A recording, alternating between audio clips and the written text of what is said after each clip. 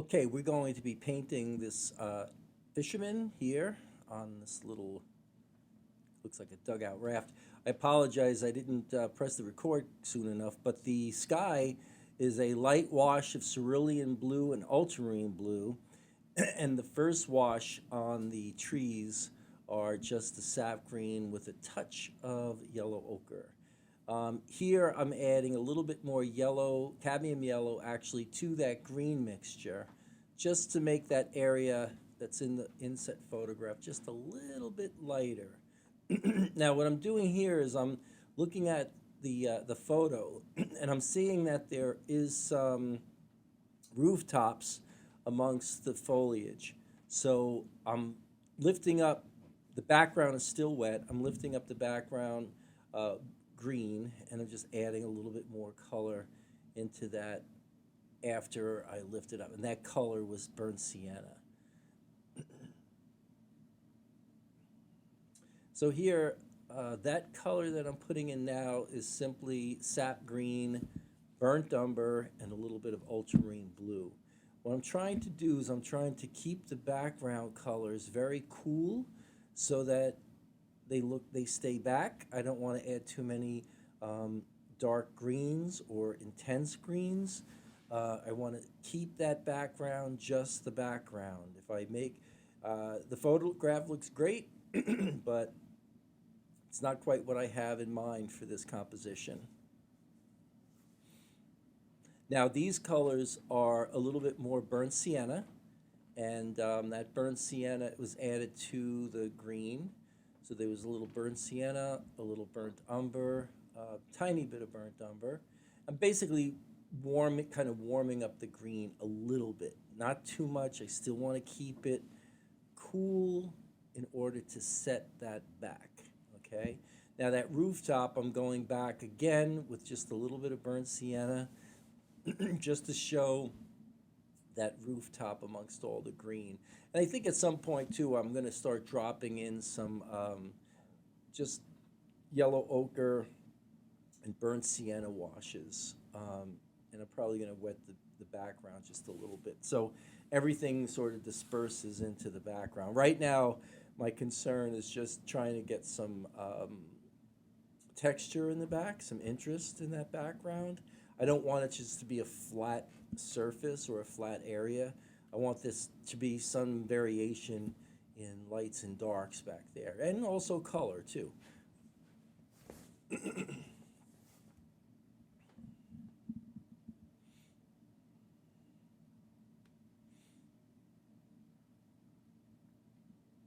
Okay. So I'm just pointing out some of the places that we need to paint around in front, paint kind of in the negative. You'll see what I mean when we get to those points. But before we do that, I want to get a little water uh, set up here. Now that water is basically the same water, color I should say, as the sky. Okay, so it's a little cerulean blue. Here I think I just added a tiny bit of the green, the sap green that I've been using for the trees, along with cerulean blue. Now, what I'm trying to do here is I'm trying to get a little bit of sort of like movement in the water, just these soft waves. I don't want to go too choppy. Um, the photo reference is not choppy, so I want to just but I do want to get my foreground just a little darker and having a gradation there, sort of to pull your eye into the composition.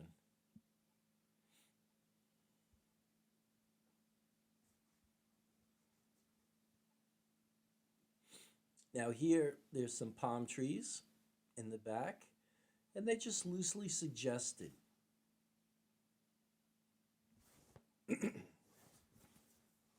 can see I'm just kind of dotting some of the sky up there, like just with a few little sprigs. I'm using a smaller brush just to keep, the scaling kind of,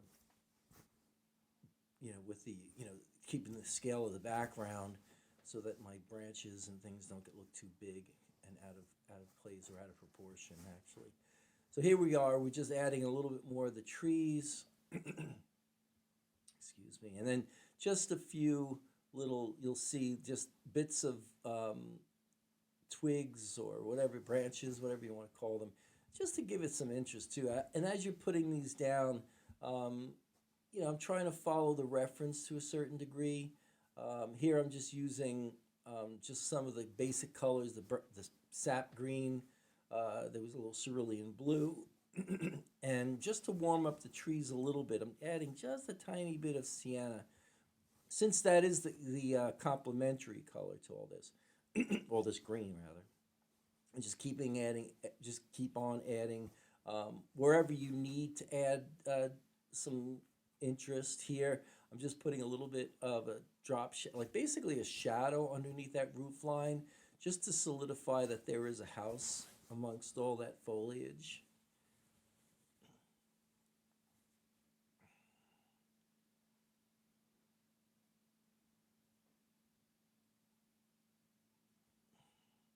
And yeah, just every once in a while, you'll see that you're gonna need some tree trunks in there. You're gonna need some branches, and they don't have to be perfect. In fact, the more kind of, it doesn't have to be perfectly vertical. They could be a little bit on the diagonal.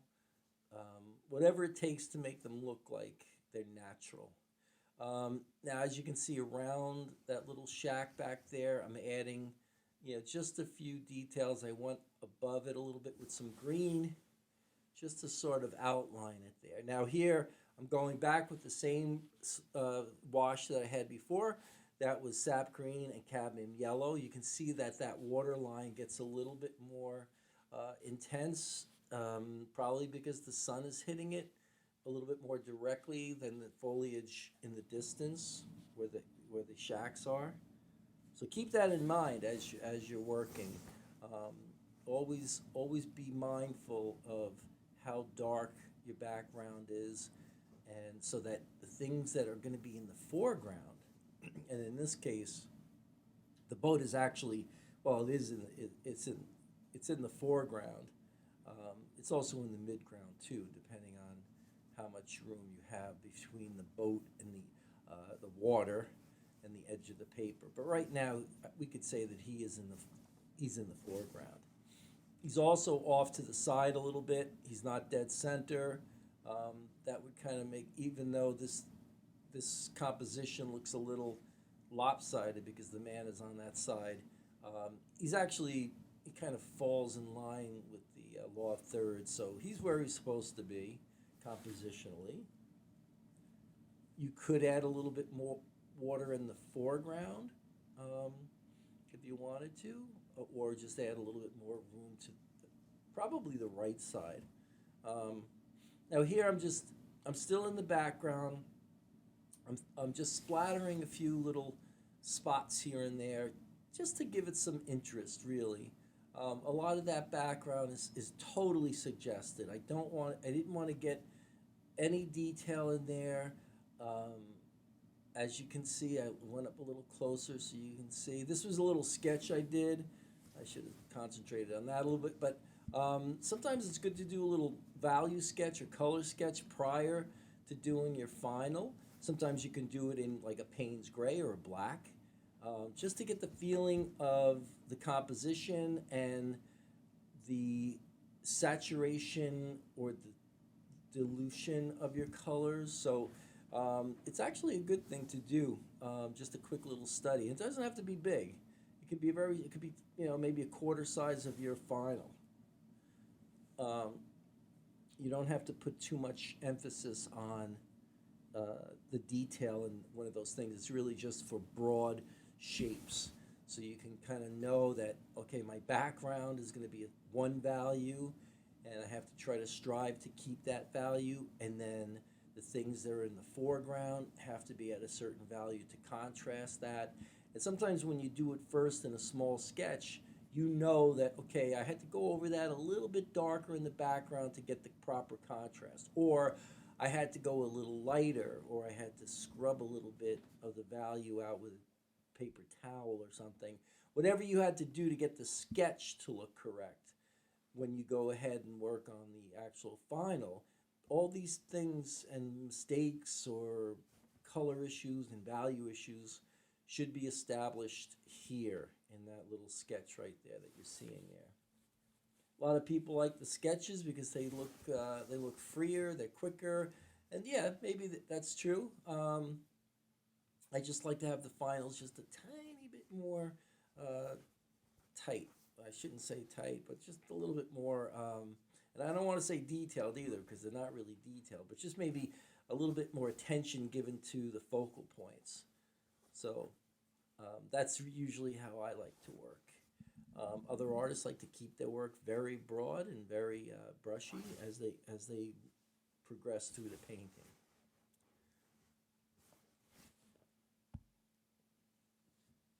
All right, so I see that now we're working on the the fisherman.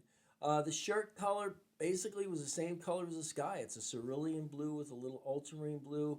The hat is burnt sienna with yellow ochre, and I'm trying to get that cone shaped sort of gradate around. Right, I want to get a feeling that it's turning.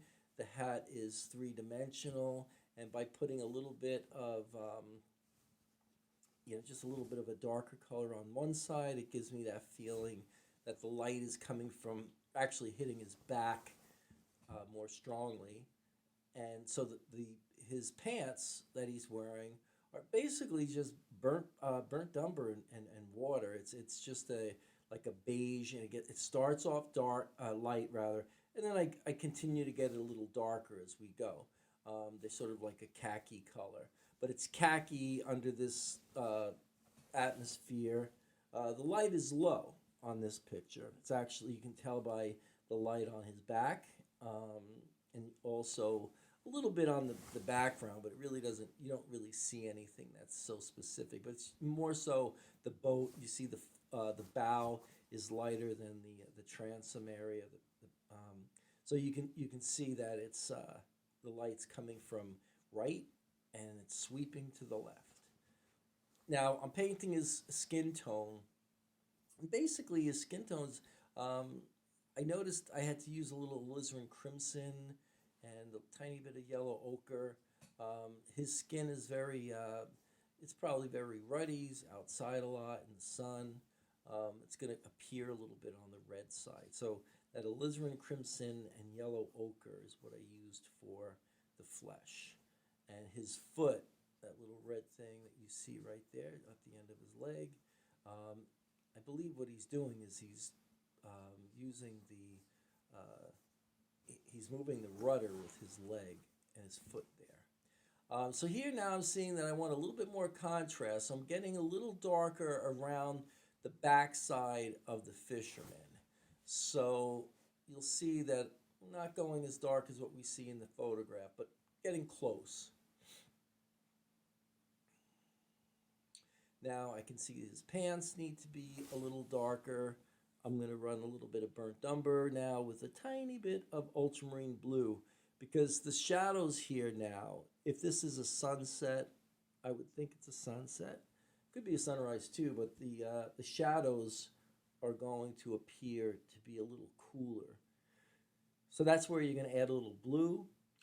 In this situation, I used ultramarine blue, just a little, just to kind of open the shadows and feel that coolness of the shadow. Now, conversely, the light side should be a tiny bit yellow if you can. I mean, just put in a whisper, and I wouldn't use cadmium. I would use a yellow ochre, but highly, highly, highly diluted. You just want really a whisper of yellow. You don't want to go with the cadmiums because they're just too intense. And I mean the cadmium yellow. So here we're going in, we're starting to get a little detail in his drapery and his shirt. There's plenty of folds there. So I'm trying to pick out the ones that are strongest and really play those up. I want to get the feeling of, since there's not a lot of anatomy showing, we really want to get that figure to be moving based on his drapery and how that's flowing and moving on him. All right, so let's see. So we have the this thing is basically his paddle or his pull pole or whatever you call it. Um, He's kind of moving along. Try to make that line as uneven as possible. Try not to make a ruled line. Even though it does look like it's pretty straight in the photograph, you want to give it a little bit more life and try to just keep it a straight line, but break the line too. Um, I know that's kind of mixed messages, but you want to make sure that that pole doesn't look like it's ruled, basically. And so there's the little shaft for the rudder. Um, and now I'm starting to look at the colors of the hull of the boat. I'm starting with the dark side, that's burnt umber and burnt sienna with a touch of ultramarine blue in the dark side. Now I'm transitioning over to almost all burnt sienna, and here at the top, the front end of the bow, I'm transitioning to a lighter version of the burnt sienna, and that's really all it is. So you want to get the feeling that the boat is, when you look at the side, that it's arced and it's round or oblong in this case. um, and as we paint, we're going to start to get it to be just a little bit more softer and rounder as we move. We're going to actually do a little detailing, or I should say texturing, with some dry brush in a minute. But I feel that that dark needs to be darker, so here I'm going over that same area again with another wash. And you can see now that the boat's starting to get having a little bit of, it's starting to get weathered, and beaten. So that's what we want. We don't want this pristine boat. Um, uh, we want it to look like it was, it's a workhorse boat. Now here, I'm looking at some of the little waves. Now here, basically, if you make them like these little concave, I call them stabs, but you want to try to get them to kind of flick upwards at the edges. Now I know that looks kind of juvenile, or just the idea of making a wave like that, but waves really do that. They do have an upward on turn up on each side. Now here, the fisherman's reflection is that one that's there. That water, that color that I was using, sap green, cerulean blue, with a little burnt umber to give it a little depth. That's it. That's the color. It's not all that dark as you can tell. My color's a little bit more muted than the photograph. I wanted to get more of just a softer feel on my painting, so I didn't match the colors exact. That wasn't my goal.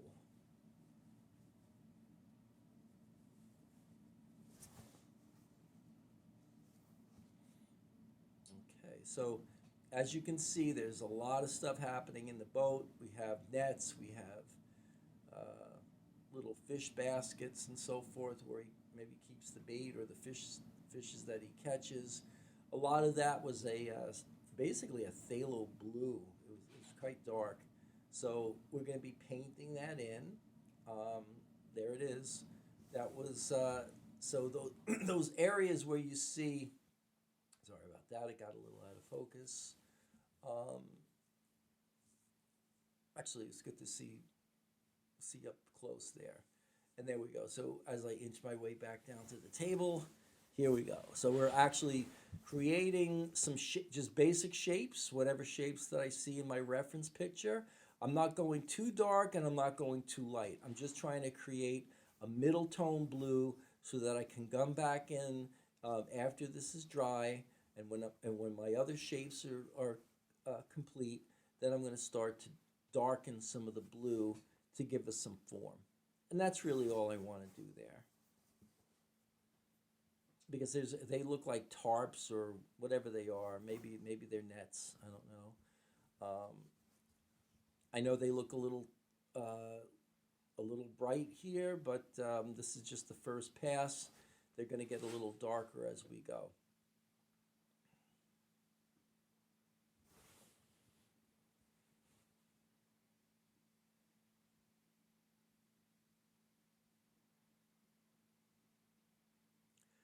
Now here I'm going back you know, when you're working, if you see that something needs attention, uh, work on it, or else you're going to forget, and you'll leave a mistake behind, or something that you feel that you should have addressed. So whenever you see something that's wrong, address it immediately and then move on. Even if you went from one color to the next, to like here in this case, I'm going from burnt sienna to that uh, bright blue. So um, whatever you need to do to make your artwork look a little better, then that's what you have to do. Here now, the burnt umber over that wash in the backdrop now. So now we're starting to see that there's like little accents, there's some shadows in there. It's not just this blue. There's going to be a lot of other things. This little is like a round wicker basket. I'm going to dry this because I want to get back in there and continue to work on some of that small stuff in there. And you'll see as we work, it's gonna here. Okay, so here I already started to make some of the dark shadows in some of those tarps, those blue tarps, or whatever they are. They could be fishing nets too. All right. So wherever you see this, if something needs a little detail, then add that in.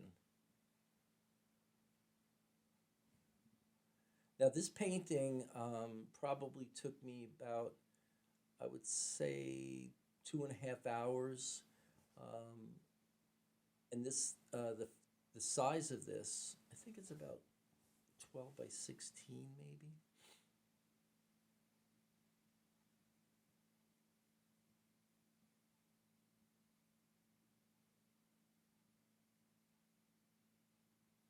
All right, so now I'm kind of going around the painting looking for anything that needs to be addressed, any little shape.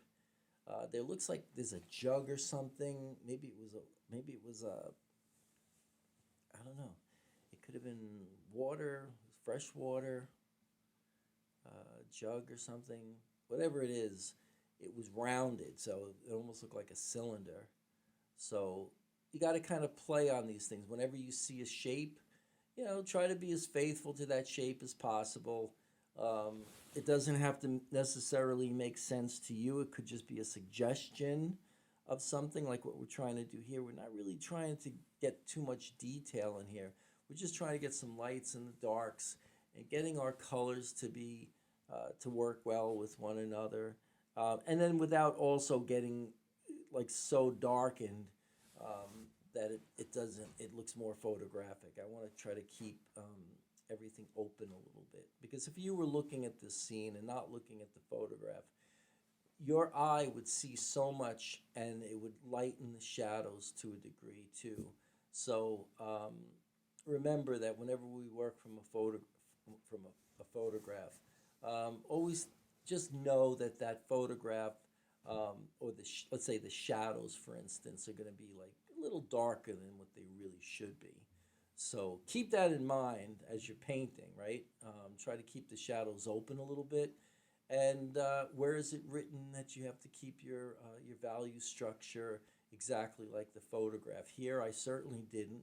I kept my background more hazy. I feel like I'm not saying that mine has better. It's not a matter of what's better or worse. I prefer having my background a little hazy. I think it adds to the atmosphere that I wanted to create in the painting.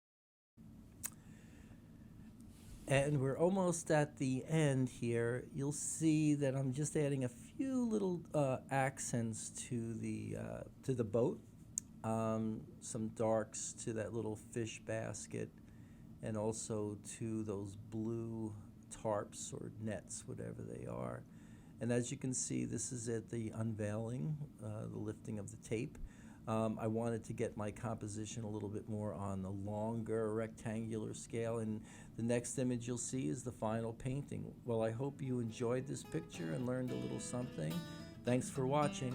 Have a great day.